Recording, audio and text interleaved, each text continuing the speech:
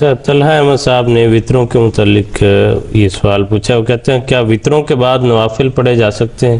جی پڑھے جا سکتے ہیں، احادیث میں موجود ہے۔ حضرت عائشہ رضی اللہ تعالیٰ عنہ سے کسی نے سوال کیا کہ حضور صلی اللہ علیہ وسلم کی رات کی نماز کیسی ہوتی تھی، تو حضرت عائشہ رضی اللہ تعالیٰ عنہ نے بیان کیا کہ حضور 13 رکعتیں نماز نوافل ادا کرتے تھے، 8 رکعتیں تہجد کی، 3 رکعتیں، 3 کا تو نہیں، اس کے 8 رکعتیں تہجد کے بعد پھر الفاظ یہ ہیں کہ پھر حضور وطر ادا کرتے تھے، اور پھر وطروں کی ادائیگی کے بعد حضور 2 نوافل ادا کرتے بیٹھ کے، اور جب رکوع ان 2 رکعتوں میں جب رکوع کرنے کا وقت آتا تو حضور پھر کھڑے ہو کے رکوع کرتے۔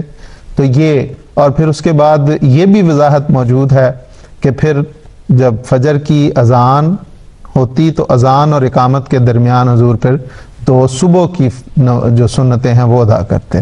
تو گویا اس سے یہ ہے کہ وطروں کے بعد نوافل پڑھے جا سکتے ہیں۔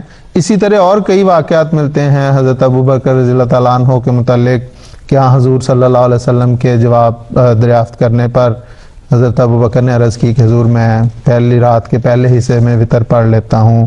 حضرت عمر کے متعلق کے بعد میں پڑھتے ہیں۔ حضرت ابو ہریرہ رضی اللہ تعالیٰ عنہ کے متعلق آتا ہے کہ حضور صلی اللہ علیہ وسلم نے انہیں تاکید فرمائی تھی کہ وہ رات کو وطر پڑھ کے سویا کریں، صبح اٹھیں تو تہجد پڑھ لیں۔ اسی طرح حضرت سیدنا حضرت اقدس مسیح علیہ السلام کی ذات کے متعلق بھی آتا ہے کہ حضور پہلی رات کے پہلے حصے میں عموماً وطر پڑھ لیتے تھے، اور پھر دوسری رات کے دوسرے حصے میں اٹھ کے نوافل تہجد ادا کرتے تھے۔ تو وطروں کے بعد نوافل پڑھنے میں کوئی حرج نہیں۔ جی ٹھیک ہے۔